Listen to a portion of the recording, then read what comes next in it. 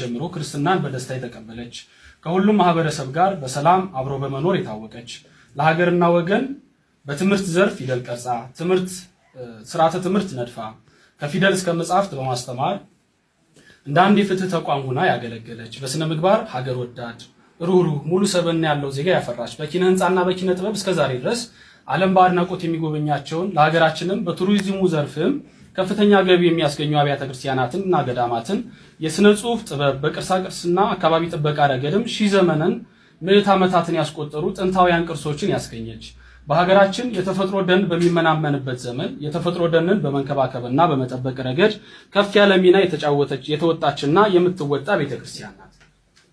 ነገር ግን ባለቤቷ እና ራሷ የሆነው ክርስቶስ እንደተናገረ ነገሮች ሁሉ አልጋ ባልጋ ሳይሆኑ በብዙ መከራ ውስጥ 2000 ዘመናትን አልፋ እዚህ ደርሳለች። በዚህም ዘመን በብዙ መልኩ ከዓለም መከራን የተቀበለች ትገኛለች። ከመከራዎቿ መካከልም ዋናውና አሳሳቢ ሁኔታ ላይ የሚገኘው የምዕመናን በግፍ መገደል፣ መሰደድ፣ ሀብት ንብረታቸው መዘረፍ እና የአብያተ ክርስቲያናትን መውደም ነው። ከአንድ ዓመት በፊትና 2018 ዓመተ ምህረት ብቻ እንኳን በምዕራብ ሐረርጌ ሀገረ ስብከት በአሰቦት ገዳም በአበው መነኮሳት ላይ ግድያ ተፈጽሟል። በምስራቅ ሸዋ ሀገረ ስብከት በዝቋላ ደብረ ከዋክብት አቡነ ገብረ መንፈስ ቅዱስ አንድነት ገዳም መናንያን ከየባታቸው ተወስደው በግፍ ተገድለዋል። አሁን ደግሞ ችግሩ ተባብሶ በምስራቅ አርሲ ሀገረ ስብከት በሽርካ በሆሎንቆ በመርቲ በጉናና በአሰኮ ወረዳዎች በምዕመናንና በካህናት ላይ ተደጋግሞ የተፈጸመውን ግድያ ማንሳት ይቻላል። በዚህ ወር ግንቦት 23 2018 ዓ.ም በአሰኮ ወረዳ በተፈጸመው ጥቃት በርካታ ምዕመናን ተገድለዋል፣ ታግተዋል። በሺ የሚቆጠሩ ምዕመናን መኖሪያ ቤታቸው በእሳት ተቃጥሏል፣ ንብረቶቻቸውም ወድመዋል፣ ከቀያቸው ተፈናቅለዋል። 101 ዓመት ያስቆጠረው የጠለታ ቅዱስ ገብርኤል ቤተክርስቲያን ተቃጥሏል። የካራ ኩፍተና መድኃኔዓለም ቤተክርስቲያን ተዘርፏል። በዚህ ምክንያት ብፁዕ ቅዱስ ፓትርያርኩና የሀገረ ስብከቱ ሊቀ ጳጳስ የሐዘን መግለጫ ሰጥተዋል። እኛም የቅድስት ሥላሴ ዩኒቨርሲቲ ደቀ መዛሙርት የቤተክርስቲያኑ ልጆች እንደመሆናችን ሁላችንም በዚህ እኩይና ጸያፍ ድርጊት የተሰማንን ጥልቅ ሐዘን በብፁዕ አባታችን ፊት እንገልጻለን።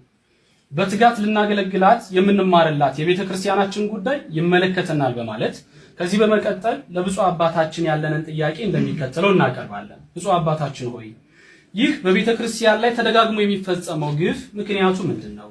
እስከ መቼስ ይቀጥላል? የሚያስቆመውስ ማን ነው?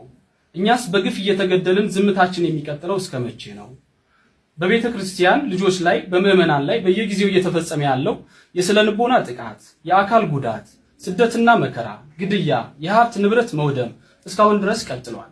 በየጊዜው እየተፈጸመ ያለው በመሆኑም ጥቃት ፈጻሚው አካል ተጣርቶ ህጋዊ እርምጃ ጉዳዩ በሚመለከተው አካል ተወስዶ በህይወታቸው በቤታቸውና በንብረታቸው ላይ ጥቃት የተፈጸመባቸው ምዕመናን እውነተኛ ፍትህ እንዲያገኙ ብፁዓን አባቶቻችን በጥባትና በቁርጠኝነት የመንፈስ ቅዱስ ልጆቻቸውን ከሞትና ከስደት እንድታድኗቸው በልጅነት መንፈስ እንጠይቃለን፣ እንማጸናለን። ሶስተኛ በምስራቅ አርሲ ዞን በደረሰው ጥቃት ምክንያት ከቤት ከንብረታቸው የተፈናቀሉ በብዙ ሺህ የሚቆጠሩ ምዕመናንን በአሁኑ ወቅት በጽኑ ችግር ውስጥ ስለሚገኙ አፋጣኝ የሆነ የነፍስ አድን እርዳታ እንዲደረግላቸውና ደህንነቱ ተረጋግጦ ወደ ስፍራቸው ተመልሰው ኑሯቸውን ማቋቋም የሚችሉበት የተጠናና መሬት ላይ የወረደ ስራ እንዲሰራ ስንል በአክብሮት እንጠይቃለን፣ እንማጸናለን።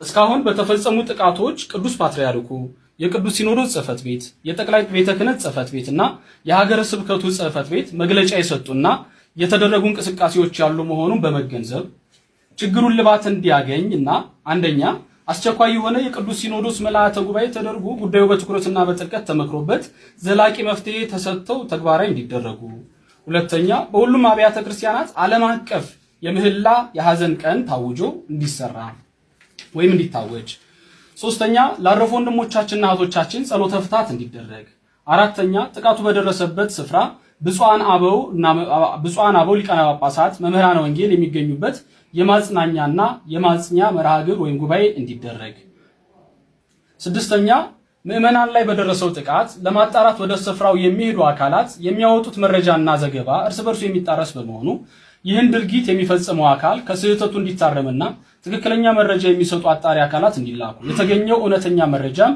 ዓለም ሁሉ በሚሰማው መግባቢያ ቋንቋ ለዓለም አብያተ ክርስቲያናትና ለዓለሙ ማህበረሰብ ሰፊ የሆነ የሚዲያ ሽፋን ተሰጥቶበት እንዲዘገብ እስካሁን በብዙ ስፍራ ጥቃቱ መፈጸሙ ስለሚታወቅ ይህ እኩይ ድርጊት ወደፊት በሌሎች ስፍራዎች እንደማይደገም እርግጠኛ መሆን ስለማይቻል ከፍተኛ ስጋት አሳድሮብናል።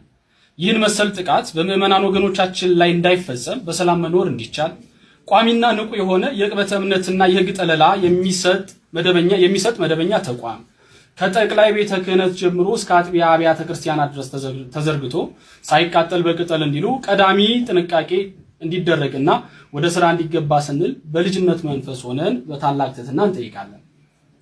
የመንበረ ፓትርያርክ ጠቅላይ ቤተ ክህነት ጽሕፈት ቤት ከመንግስት ጋር የጀመረውን ውይይት ከግምት ውስጥ በማስገባት እና አጠናክሮ እንዲቀጥል በማሳሰብ የመንግስት የመጀመሪያ ተግባሩ የዜጎችን ደህንነት መጠበቅ፣ ዜጎች በሃይማኖታቸውና በማንነታቸው ተለይተው እንዳይጠቁ አስተማማኝ ዋስትና መስጠት፣ የህግ የበላይነትን በተግባር ማረጋገጥ ስለሆነ ካሁን ቀደምም ሆነ በዚህ ሳምንት በተለያዩ ጊዜያት ሰብአዊ ጉዳትና ግድያ የደረሰባቸው ንጹሃን ኦርቶዶክሳውያን የአደባባይ ፍትህ እንዲያገኙ እንዲደረግልን እንጠይቃለን።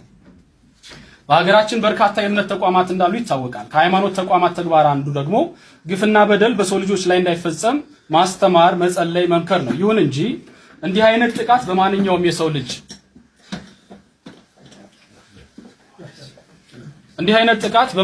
የሰው ልጅ ላይ ሲፈጸም እኩይ ድርጊትን አለማውገዝ፣ ከተጎጆች ጎን አለመቆም ከሞራልም ከሃይማኖትም አንጻር የሚጠበቅ አይደለምና በፈጣሪ ዘንድም የሚያስጠይቅ ስለሆነ በምስራቅ አርሲ ዞን ከቤት ንብረታቸው ለተፈናቀሉ ለተገደሉ ኦርቶዶክሳውያን ለተቃጠለችው ቤተክርስቲያን ፍትህ ለማረጋገጥ የበኩላቸውን ተቋማዊ አስተዋጽኦ እንዲያደርጉ ብፁዓን አበው ሊቃነ ጳጳሳት በኩል ጥሪ እንዲደረግላቸው ክትትል እንዲደረግ እንጠይቃለን።